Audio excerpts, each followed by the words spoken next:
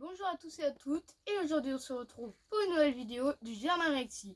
Et aujourd'hui, sur cette vidéo, on va apprendre plusieurs choses à faire au potager au mois de septembre. Au mois de septembre, c'est bientôt la fin de saison, c'est même la fin de la saison. Et les cultures de tomates, d'aubergines, de tomates, de poivrons et toutes les autres cultures estivales de l'été vont bientôt se terminer. Nous pouvons voir déjà de très beaux plants de tomates avec encore beaucoup de fruits. Mais ce n'est pas le sujet de la vidéo. Aujourd'hui, on va apprendre les choses à faire au mois de septembre.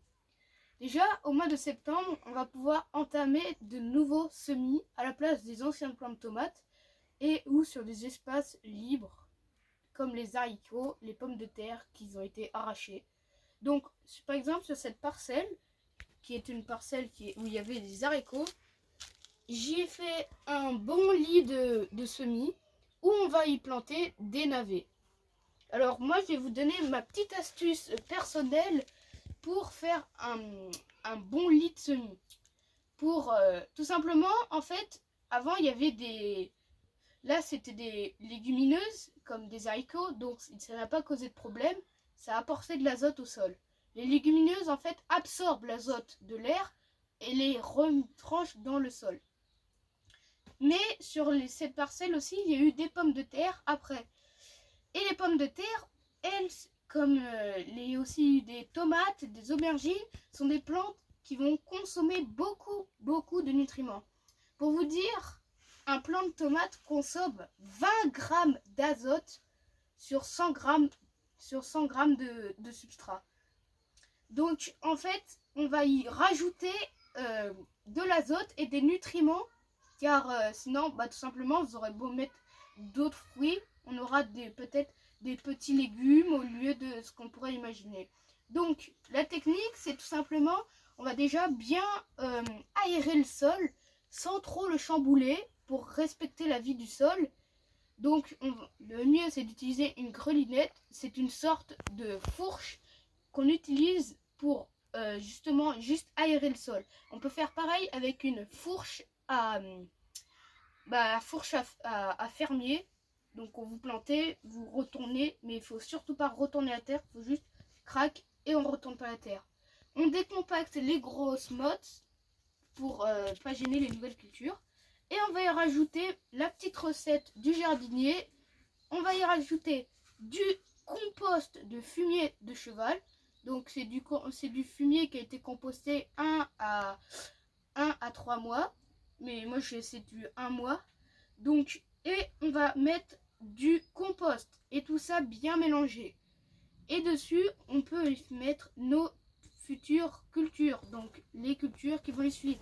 Comme j'ai dit tout à l'heure, navets, faire attention aux navets. Il y a 2 races de navets. Les navets justement qui vont se prendre pour l'automne et les navets de printemps. Donc prendre vraiment, bien regarder les dates. Donc c'est pareil pour la laitue, les salades, il faut vraiment prendre la bonne race. Moi j'ai pris laitue grosse blonde d'hiver. C'est une belle laitue avec beaucoup de cœur et qui est adaptée à l'hiver. Donc il y aura aussi des radis. Pareil, prendre des races d'hiver et diverses plantes, où j'en reparlerai sûrement dans une future vidéo. Donc la première chose à faire en septembre, c'est ça, c'est de remettre des cultures à la place des anciennes. Toujours remettre une culture. Et aux autres endroits, ça va être aussi, comme d'habitude, rajouter du paillage. Et je vais vous dire une petite anecdote que je vous avais transmis, une technique qui est pour moi pas totalement bonne. En fait, j'avais fait sécher des tontes de pelouse, comme ceci. Ce sont des tontes de pelouse séchées que j'ai utilisées comme compost. Sauf que à l'extérieur, les ravageurs sont venus utiliser cette tonte sèche pour faire leur nid. Donc j'ai eu des dégâts. Tout simplement, j'avais fait un bon lit de paillage de tonte sèche et ça s'est tout fait chambouler. On peut voir dans la serre que ça a été rescapé.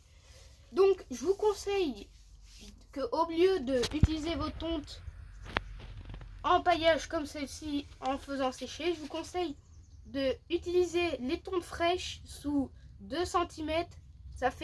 Vous faites un tout petit lit, surtout pas en mettre beaucoup parce que les tontes fraîches, ça chauffe énormément. Pourquoi je vous dis ça? Parce que en fait, moi-même, j'ai fait un compost en 18 jours.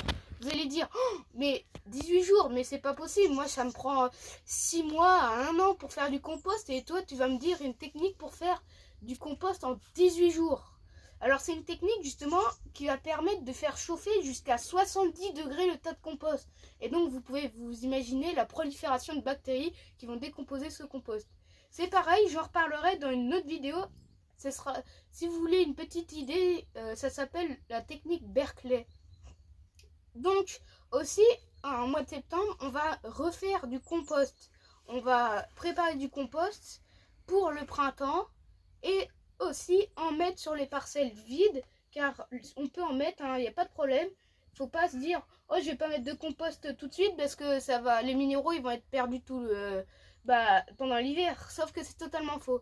Je vais vous dire un truc, le compost, ça prend près de 2 ans à 3 ans pour que la totalité des minéraux ont été épuisés par les plantes. Donc justement, c'est mieux de le mettre sur vos parcelles à l'automne. Comme ça, il commence à se diffuser un tout petit peu et au printemps, on commence à avoir une diffusion optimale pour les plantes. Donc voilà, ça nous fait déjà 3 choses à faire pour le mois de septembre. Et on va faire aussi quelque chose. Et si vous n'avez pas de foin ou de paillage, va falloir se procurer du paillage. Procurer beaucoup de paillage, car pendant l'hiver, à part les feuilles mortes, c'est tout ce qu'on a pour le paillage. Il n'y aura ni foin, ni paille, ni tonte, ni broyat. Enfin, peut-être un peu de broyat, mais pas beaucoup. Donc, il faut vraiment se procurer le maximum. J'ai fait un grand tas de foin chez moi. Et pour l'automne, on va en reparler à l'automne. On va récupérer les tontes. Donc, voilà pour les choses à faire au mois de septembre. Il y a encore une multitude de choses à faire au mois de septembre. Mais c'est déjà pour vous donner une idée. Donc, j'espère que cette vidéo vous aura plu. Si vous avez des questions sur n'importe quel sujet, je peux vous répondre. Vous n'êtes pas obligé de poser des questions sur le sujet de la vidéo. Vous pouvez me poser n'importe quoi. Et n'hésitez pas à mettre un like. Au revoir.